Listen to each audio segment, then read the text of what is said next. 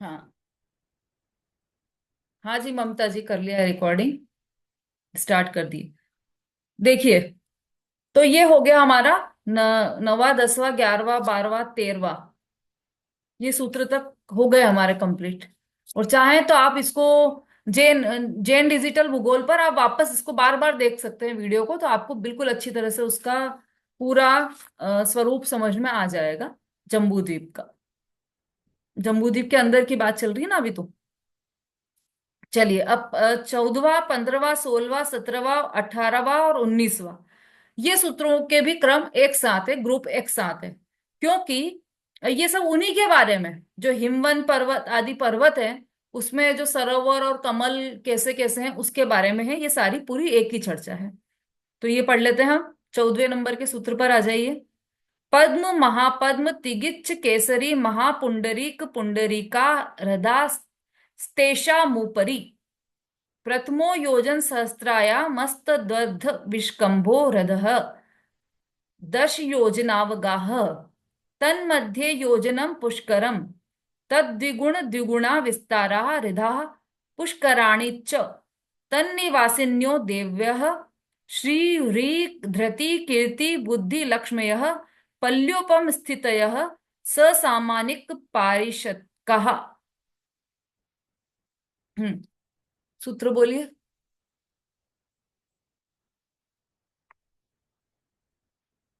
हाँ बोलिए मंजू जी। जय जिलेन दीदी। हम्म। पद्म महापद्म तिगिंच केसरी महापुंडरीक पुंडरीका हृदास्ते शामुपुरी प्रथमो योजन सहस्त्रायामस तदर्ध तदर्ध विस्कंभो हृदय 10 योजन अवगाहा तन्मध्ये योजनम पुष्करम तद द्विगुणा हृदा पुष्कराणि च तन्निवासिन्यो देव्य श्री ह्रीघ्रति कीर्ति बुद्धि लक्ष्म्य पल्योपम स्थितय स सामानिक परिषद का। बहुत अच्छा। देखिए, अब इसमें हम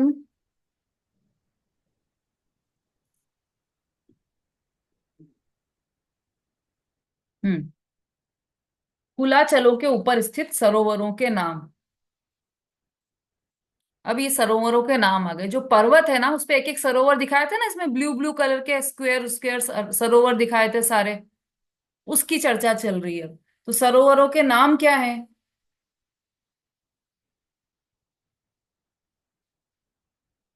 पद्म, महापद्म, तिगिच्छ, केसरी, महापुंडरिक और पुंडरिक नाम के हृद सरोवर हैं। इनको हृद भी बोलते हैं या सरोवर भी बोलते हैं, दोनों एक ही बात है। तो पद्म, पहले पहले पर्वत के ऊपर पद्म। तो पहला पर्वत कौन सा है? हम्म कौन सा है पहला पर्वत? सब सुन रहे हैं कि नहीं ध्यान से? संगीता जी। हिमवान पहला पर्वत। फिर से बोलिए। हिमवान, हिमवान पर्वत पहला पर्वत हिमवान है। बिल्कुल सही, हिमवन पर्वत पर पद्म नाम का सरोवर है। अब देखो, हम ऐसा करते हैं ना, इसका चार्ट ले लो सीधा, उसी में सब कुछ समझ में आ जाएगा। अच्छा, पहले इसका अपन शब्दार्थ पढ़ लेते हैं। ये कितने सरोवर हो गए? 6 पर्वत है ना। क्षेत्र कितने हैं और पर्वत कितने हैं जम्बू द्वीप में? क्षेत्र कितने हैं? चलो विशु जी बोलिए। क्षेत्र कितने हैं और जैस्मिन, पर्वत कितने हैं? क्षेत्र तो दीदी 7 हैं और हम्म पर्वत 6 हैं। और सरोवर कितने हैं? सरोवर भी 6 हैं। और वो कहाँ स्थित है? सरोवर ना इन जो ये पर्वत है ना, इनके ऊपर स्थित हैं। बहुत अच्छा। बस इतनी बेसिक जानकारी होना चाहिए। तो ये जो इनके नाम दिए हैं सरोवर के, फिर उसके बाद लंबाई चौड़ाई। तो पहले सरोवर की लंबाई, पहला पद्म सरोवर है जो हिमवन पर्वत के ऊपर है, वो पहला पद्म सरोवर है। 1000 योजन लंबा और उससे आधा मतलब 500 योजन चौड़ा है। 1000 कौन, सरोवर की बात चल रही है अभी। 1000 योजन लंबा और 500 योजन चौड़ा है। कौन सा, जो हिमवन पर्वत पर पहला सरोवर है, पद्म सरोवर। ठीक है। और गहराई कितनी है इसकी, तो 10 योजन की इसकी गहराई है। उसी सरोवर की, पद्म सरोवर की बात कर रहे हैं अभी। पद्म सरोवर की लंबाई 1000 योजन, चौड़ाई 500 योजन और गहराई 10 योजन।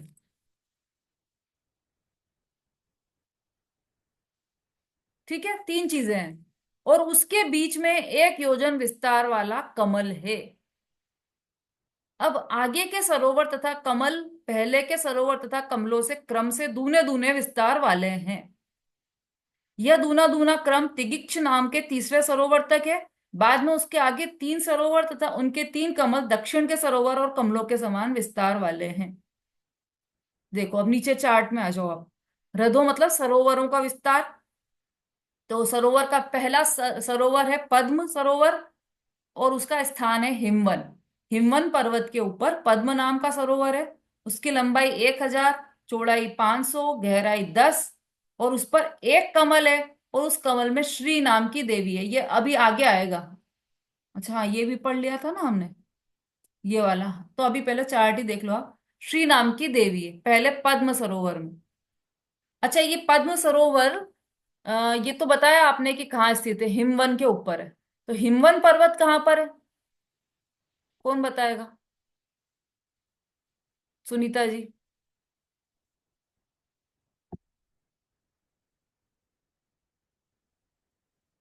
अनम्यूट कीजिए आपका।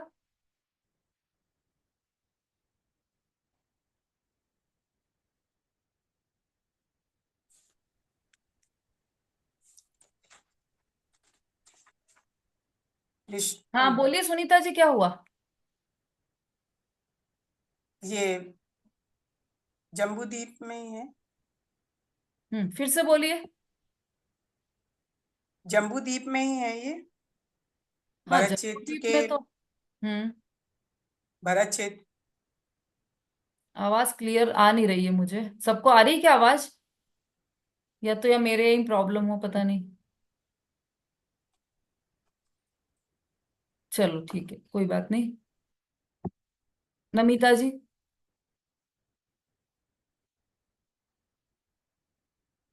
में स्थित है। अब बोलिए। अनम्यूट तो अब हुआ है। भरत और हेमवत क्षेत्र के बीच में स्थित है पर्वत। हिमवन क्षेत्र के बीच में। भरत और हेमवत क्षेत्र के बीच में पर्वत स्थित है, ये वाला हेमवत। हेमवान पर्वत। हाँ। हेमवान पर्वत भरत और हेमवत क्षेत्र के बीच में स्थित है। हाँ, भरत और हेमवत के बीच में स्थित है ये हिमवान पर्वत। तो हमारा सबसे नजदीकी पर्वत ही ये हुआ। कौन सा, हिमवन पर्वत। और हमारा सबसे नजदीकी सरोवर कौन सा हुआ, पद्म सरोवर। पद- और हमारे सबसे नजदीकी वो कौन सी हुई, देवी, तो श्री देवी। ठीक है। अब श्री देवी मतलब श्री देवी कौन सी है वो समझ लेना आप। आपकी वाली श्रीदेवी नहीं चलेगी यहाँ पर। यहाँ पर तो जो आचार्य ने बताई वो वाली श्रीदेवी है यहाँ पर। ठीक है, उसके बाद आगे, मतलब जो 2 पर्वत है आगे के, उनके बीच में महाहिमवान क्षेत्र है। महाहिम, और उसमें महापद्म नाम का सरोवर है। और उसकी लंबाई और चौड़ाई डबल हो गई है, और उसकी गहराई भी डबल हो गई। और उसमें ही नाम की देवी, कमल भी 2 है यहाँ पर।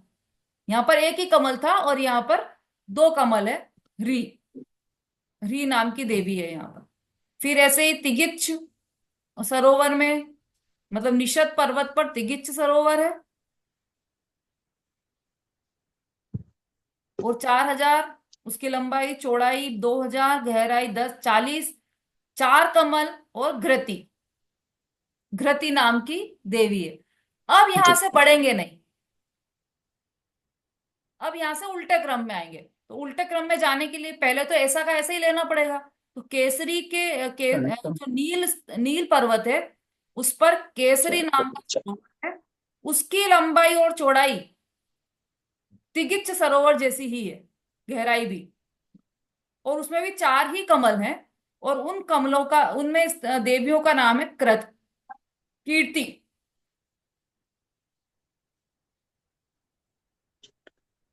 अब इसमें घटते हुए क्रम में आ जाइए। तो रुक्मिन नाम का जो पर्वत है, उसमें महापुंडरिक नाम का सरोवर है। उसकी लंबाई चौड़ाई 2000, 1000, फिर 20 गहराई है। और 2 इसमें कमल है और बुद्धि नाम की देवी है। फिर अब जितना पद्म सरोवर में था वैसा का वैसा ही इस पर आ जाएगा। मतलब पद्म सरोवर और पुंडरिक सरोवर सेम साइज के हैं। तो पुंडरिक सरोवर में, जो कि शिखरिन पर्वत पर है, उसकी लंबाई हमने देखा था ना, पद्म सरोवर की 1000 लंबाई, 500 योजन चौड़ाई और 10 योजन गहराई। तो ऐसा का ऐसा ही इसमें भी आ जाएगा। और एक ही इसमें देवी है, एक ही कमल है, और उस पर देवी है लक्ष्मी नाम की, है ना। तो जो पुंडरिक है, पुंडरिक सरोवर पर लक्ष्मी, एक कमल है, उसमें लक्ष्मी नाम की देवी रहती है। ठीक है, इतना क्लियर हो गया हो तो आगे बढ़ें, कोई प्रश्न हो तो पूछ सकते हैं। हाँ संगीता जी बोलिए।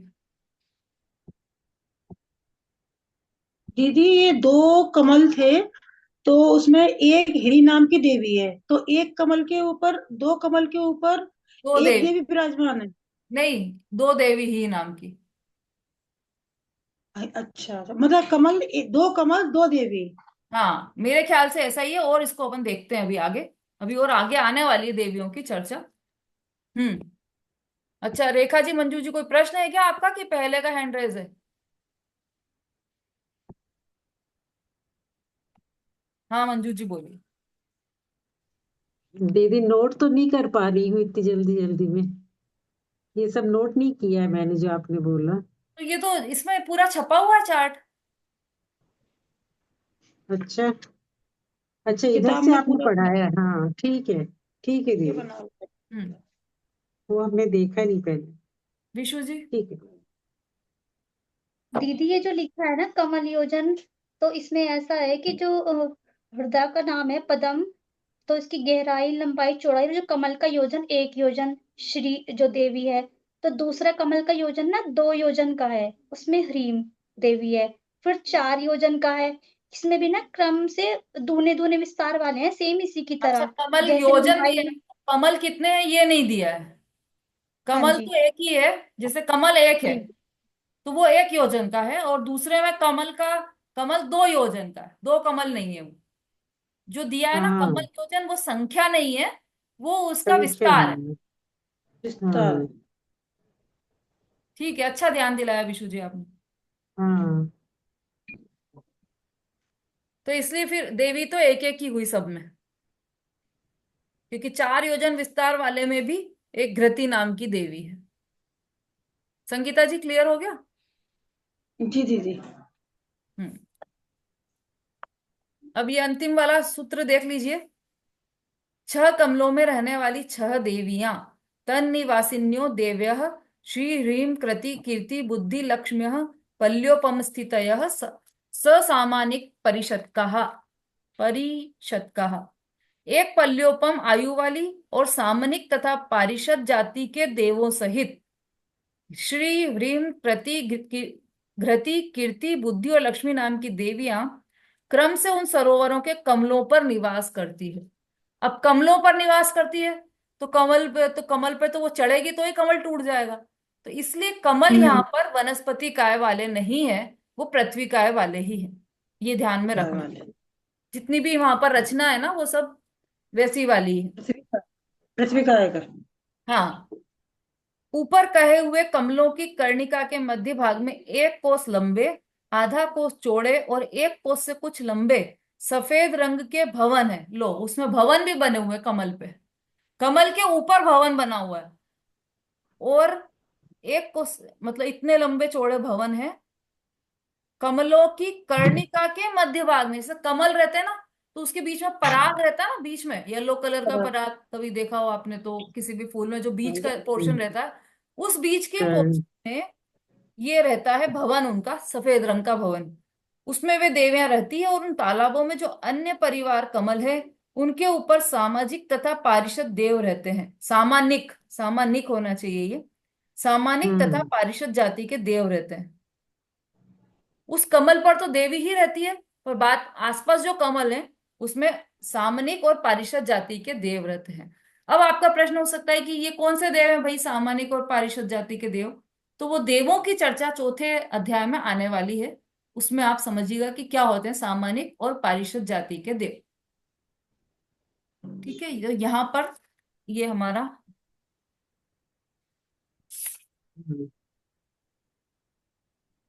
हम्म, अब देखो,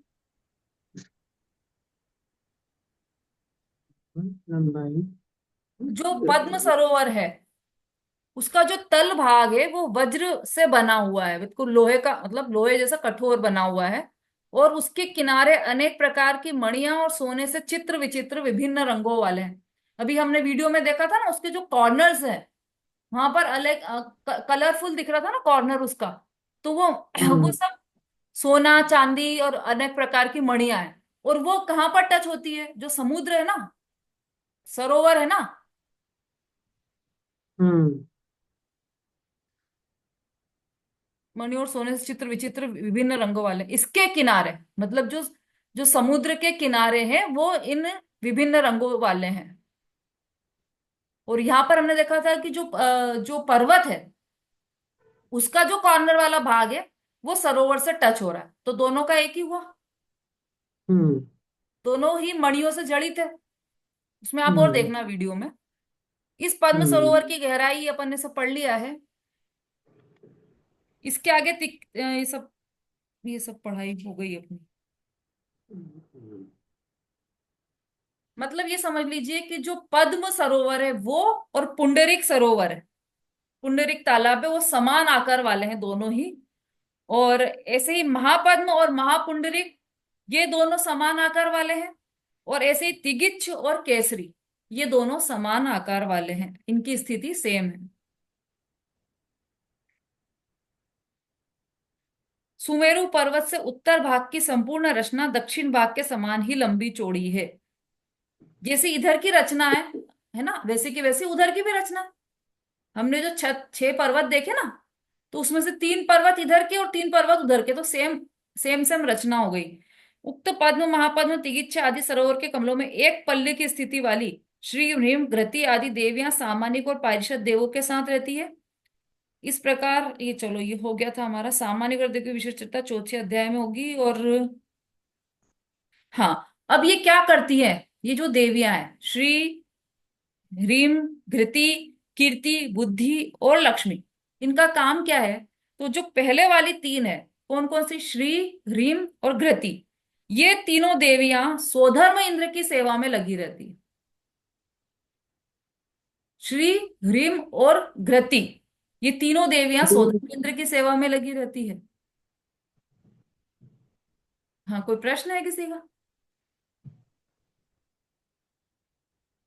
फिर बाकी की जो 3 देवियां हैं कीर्ति बुद्धि और लक्ष्मी, ये ईशान इंद्र की सेवा में लगी रहती है। ठीक है, इतना समझ में आ गया सबको? 19 सूत्र हो गए हमारे कंप्लीट। अब इसके आगे जो नदियां हैं उसकी चर्चा आएगी। अभी तो बहुत सुंदर सुंदर चर्चा आने वाली, बहुत ही सुंदर, है ना। और इसकी वीडियो और आप देखोगे तो और मजे आएंगे उसमें आपको। चर्चाएं बहुत अच्छी है और वीडियो में क्लियर भी हो रहा है आपको। और देखने में उन्होंने पूरा जैसा पर्वत का कलर है वैसा का वैसा ही कलर बनाया, डिजिटल जो लिखा गया है शास्त्रों में, जो वर्णित है वैसा का वैसा ही पूरा बनाने की कोशिश की है। बहुत ही सुंदर वीडियो बनी है, तो वो आप अवश्य देखें। हाँ जी ललिता जी।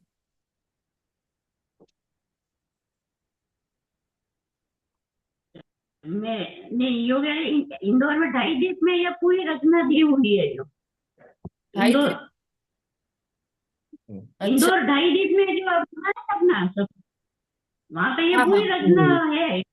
अच्छा वैसी की वैसी बनी होगी। अच्छा अच्छा, बहुत अच्छी बात है। हाँ, तो वहां वहां जाकर भी देख सकते हैं। भाई देखो ऐसा है, देखना तो हमें, ऐसा इच्छा तो ऐसी हो रही है कि ऊपर जाएं, केवली भगवान के पास बैठे और फिर देखें कि कैसी रचना है। क्योंकि वहां बैठे बिना तो कुछ रचना पूरी दिखने वाली नहीं है। किसी भी क्षेत्र से जाओगे उतनी ही रचना दिख पाएगी। जो वास्तविक पूरी रचना है वो तो वह सिद्ध भगवान बनोगे आप, तब ही देख पाओगे। हम्म, केवली भगवान के पास बैठोगे तब देखोगे। अब केवली भगवान के पास तो दो ही बैठ सकते हैं, या तो निगोदिया जीव या सिद्ध भगवान। तो जो निगोदिया जीव बनकर बैठेगा वहां, वो भी कुछ नहीं देख पाएगा। तो इसलिए यदि हमें पूरी रचना देखनी है तो हमें भी सिद्ध बनना होगा, और ऊपर से पूरी व्यवस्थित रचना दिखाई देगी। इतनी सुंदर इसमें सर्वज्ञ देव ने जो अपने ज्ञान में जाना है, वो सारा ये पूरा इसमें अपनी दिव्य ध्वनि में बताया, और ऐसा का ऐसा ही आचार्यों ने लिपिबद्ध किया है। तो कितने भाग्य की बात है हमारे लिए कि हम कितना सारा सुन पा रहे हैं। ऐसा लग रहा है जैसे मानो साक्षात दिव्य ध्वनि ही सुन रहे हो, और किसी की सामर्थ्य नहीं है सर्वज्ञ के अतिरिक्त जो इतनी सुंदर रचना का इतना सुंदर वर्णन, इतना सटीक वर्णन कर दे। इसमें कहीं भी किसी भी तरह से कोई गणित भी, कोई कैलकुलेशन भी आपस में मिसमैच नहीं हो रही। एकदम व्यवस्थित वर्णन किया गया है ना। और वहां नहीं जा पा रहे हैं तो आप, ये ललिता जी बता रही है, तो इंदौर जाकर देख लो। आप सिद्ध भगवान नहीं बन पा रहे हो तो वहां जाकर देख लो, और वहां भी नहीं जा पा रहे हो तो घर में बैठे बैठे वीडियो देख लो, हम्म, है ना। तो किसी भी तरह से ये हमें जानने योग्य है, ये जानिए। और ये देखिए कि कितने सुंदर अकृत्रिम चैत्यालय कहाँ कहाँ पर बने हुए हैं। तो कैसा हमारा जैन धर्म, कितना प्राचीन, कितना सत्य सनातन धर्म है जैन धर्म। अकृत्रिम चैत्यालय बोलो, हम यहाँ पर कृत्रिम चैत्यालय बना रहे हैं, वहां पर पहले से ही कब से है, अनादि निधन है। किसने बनाया हुआ ये जो रचना है ना। जैसे हमने जम्बू द्वीप के 7 क्षेत्र बताए, उसमें 6 पर्वत बताए, उसमें 6 पर्वतों पे सरोवर बताए, सरोवरों की लंबाई चौड़ाई गहराई सब बताई, और इतने व्यवस्थित बने हुए हैं। ये सब रचना किसने की? ब्रह्मा ने, सर्वज्ञ विष्णु भगवान, ने, या महेश ने? किसने की रचना है ये सारी? सर्वज्ञ भगवान ने हम सर्वज्ञ भगवान ने ये रचना की है ना। ब्रह्मा विष्णु तो बताई। नहीं कर सकते। अरे सर्वज्ञ भगवान रचना करने लग जाए तो वो सर्वज्ञ ही नहीं रहे, वो तो कर्ता धर्ता बताई हो हूँ। जाए। सर्वज्ञ तो केवल सर्व ज्ञाता के, सर्वज्ञ, सर्व के ज्ञाता। और जो एक परमाणु मात्र का भी कर्ता बनेगा वो सर्वज्ञ नहीं बन पाएगा। तो इसलिए ज्ञाता रहना है हमें तो। रेखा जी बोली। जय ने दी- हम्म। दीदी, जैसे ना आपने बोला कि है ना केवल ज्ञान हो जा जिसको हो जाता है वही ये रचना देख पाएगा। तो दीदी है ना, दीदी सिद्ध भगवान बन जाएंगे अपन। तो हम्म। दीदी निगोदिया जी वहां तक कैसे पहुंच जाएंगे? अभी जीव है। ये भी आश्चर्य की बात है भाई, ये सिद्ध भगवान के पास नहीं दीदी बोलते कैसे पहुंचे। रचना अनादि निधन है। हाँ, अनादि निधन रचना है, बिल्कुल सही बोला आपने। अब प्रश्न ये है कि निगोदिया जी सिद्ध भगवान के पास कैसे पहुंच गए, इतनी दूर कैसे पहुंचे? पूरे हाँ, लोकालोक में ठसा, पूरे लोक में ठसाठस भरे हुए हैं निगोदिया जी, ठसाठस। सिद्ध शिला में सिद्ध भगवान के पास में निगोदिया जीव है, यहां तक कि सिद्ध भगवान के पेट के अंदर निगोदिया जीव है। ये आया पहले क्लास में पढ़ा है कि आपने निगोदिया जीव आटा जैसे अपने डिब्बे में आटा भरते ठसाठस वैसे भरे हुए निगोदिया जीव तीनों लोकों में तो भगवान, सिद्ध भगवान के पास है कि नहीं? है ना। सिद्ध शिला पर, स्फटिक मणि में, स्फटिक मणि की सिद्ध शिला है पूरी 45 लाख योजन की, वहां पर भी निगोदिया जीव है।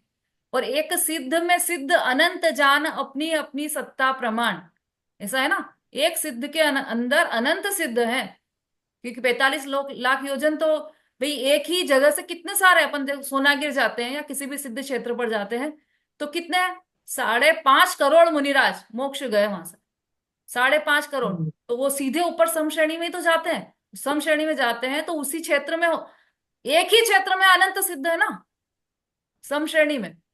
तो वो एक के अंदर एक रह रहे हैं, और वहीं पर निगोदिया जीव भी रह रहे हैं। पर उनके आनंद में इतनी सी भी खलल नहीं आती सिद्ध भगवान के। पूरा अनंत सुख, अनंत आनंद अव्याबाधत्व रूप से वो ले रहे हैं जो वहां पर, उसमें एक बूंद भी, एक कसर नहीं पड़ती कि अरे आज नए निगोदिया जीव आ गए तो थोड़े से आनंद में कमी हो गई। ये जो पुराने पुराने निगोदिया जीव थे उनसे हमें प्रेम हो गया था, इतने दिन साथ में थे, अब वो चले गए तो अब हमें दुख हो रहा है। ऐसी कोई स्थिति वहां नहीं बनती। वो तो अपने अतीन्द्रिय आनंद में लीन है, इंद्रियां ही नहीं है वहां पर, अमूर्तिक है सिद्ध भगवान तो। दीदी, अधोलोक में जो खर भाग, पंख भाग और अभूल भाग में एक इंद्रिय जीव जो होते हैं, वो कौन से एक इंद्रिय होते हैं? यही निगोदिया जीव ठसाठस भरे हुए हैं ना सब। अच्छा, तो हम्म। ये पूरे नीचे तक भी होंगे निगोदिया तो? पूरे लोक में ठसाठस भरे हुए हैं। हम्म। मतलब यहां तक कि आप जैसे आलू का एक पीस लो, सुई पर टिकाओ, सुई की नोक पर इतना सा बारीक सा कण हो आलू का, उसमें ही अनंत निगोदिया जीव। मतलब उसको आप यदि कोई जादू ऐसा आ जाए कि उसमें जितने जीव हैं वो कबूतर बन जाए, तो वो अगर पूरा उसमें जीव कबूतर बन जाए तो, पर्वत भर जाए, हाँ पूरा सुमेरु पर्वत में जगह नहीं रहेगी, इतना इतना भर जाएगा पूरा, हाँ, पूरे मतलब लोक में। इतने जीव हैं, एक ऐसे निगोदिया जीव अनंत रहते हैं एक एक स्थान पर। बोलिए कुंद प्रभा जी। दीदी, सिद्धशिला में निगोदिया जीव कहाँ है? त्रसनाली में रहते हैं वो तो, वहां जो सिद्धशिला के पास जो त्रसनाली है। हम्म। हाँ तो ऊपर तो तक मैं रहते थोड़ा हैं सा, ना। अरे मतलब सुनो, सिद्धशिला त्रस के, नाली में तो त्रस जीव रहते हैं, जहां पर त्रस नाली नहीं है वहां पर भी निगोदिया जीव है, पूरे लोक में भरे हैं। लोक का कोई स्थान ऐसा नहीं है जहां पर निगोदिया जीव नहीं हो। त्रस नाली में तो केवल त्रस जीव, और तो बीच में एक राजू जितनी स्थिति, बाहर तो सब दूर एकेंद्रीय जीव भरे हुए हैं, निगोदिया जीव भरे हुए हैं। सिद्धशिला में भी निगोदिया जीव रहते हैं? कहाँ पर? सिद्धशिला में सिद्धशिला में रहते हैं। मुझे आवाज थोड़ा सा आज कम आ रही है, फिर से बोलिए आप। सिद्धशिला में भी निगोदिया जीव रहते हैं, मैं ऐसा पूछ रही शिला हूँ। में भी निगोदिया मेरे जीव रहते हैं, मैं बोल तो रही हूँ सिद्ध भगवान के पेट के अंदर है, उनके आसपास चारों तरफ निगोदिया जीव है, लेकिन उससे सिद्ध कुछ भी भगवान का, पता।